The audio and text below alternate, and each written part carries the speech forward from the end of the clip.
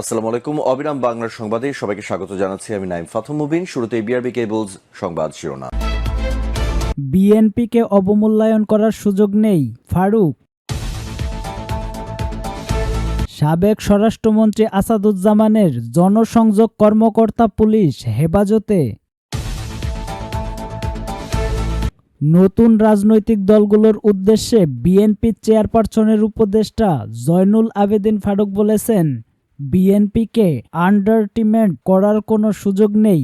ফারুক বলেন, আজকে যারা বড় বড় কথা বলেন, সেকেন্ড রিপাবলিক গণপরিষদ নির্বাচন কমিশনার ও ইউনিয়ন পরিষদের মেম্বারদের নির্বাচনের কথা বলেন, তাদেরকে বলে দিতে চাই বাংলাদেশে বিএনপিকে আন্ডার এস্টিমেট করার কোনো সুযোগ নেই।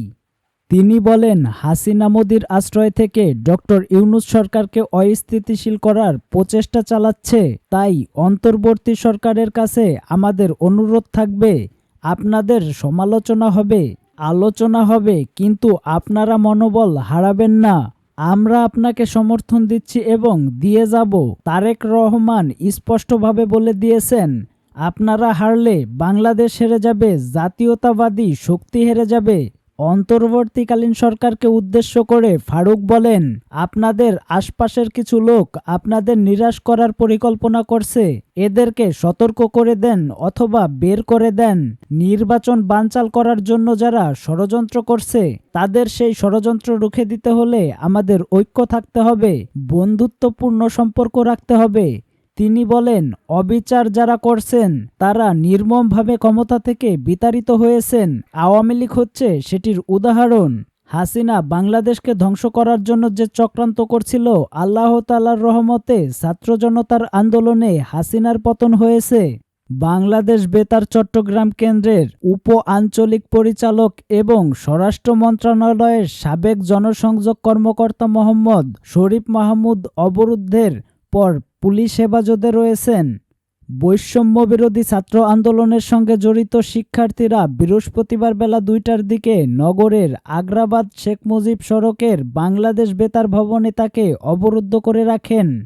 পরে খবর পেয়ে পুলিশ শরীফ মাহমুদকে হেফাজতে নিয়ে আসে। শিক্ষার্থীদের অভিযোগ, গত বছরের 4 আগস্ট শরীফ মাহমুদের সই করা চিঠিতে কারফিউ জারি হয়েছিল, তাই তাকে আটক করতে হবে। ডবলমুরিং থানার ওসি কাজী রফিক আহমেদ বলেন, শরীফ মাহমুদকে পুলিশি হেফাজতে আনা হয়েছে। ঊর্ধ্বতন কর্তৃপক্ষের সঙ্গে আলাপ করে পরবর্তী করণীয় ঠিক করা হবে। শরীফ মাহমুদের বিরুদ্ধে মামলা হয়েছে কিনা জানতে চাইলে ওসি বলেন, যতটুকু জেনেছি ওই সরকারি কর্মকর্তার বিরুদ্ধে দুদককে একটি মামলা রয়েছে। আমরা দুদকের সঙ্গেও যোগাযোগ করেছি, তাদের তদন্ত চলমান রাখা অবস্থায় আটক দেখাবে কিনা তারা জানাবে। আপাতত তাকে আমরা হেফাজতে নিয়ে এসেছি। শরীফ মাহমুদ প্রায় 10 বছর তেজগাঁও হাতিরঝিল থেকে নির্বাচিত সাবেক স্বরাষ্ট্রমন্ত্রী আসাদুজ্জামান খান কামালের জনসংযোগ কর্মকর্তা ছিলেন। বর্তমানে তিনি চট্টগ্রামে কর্মরত আছেন।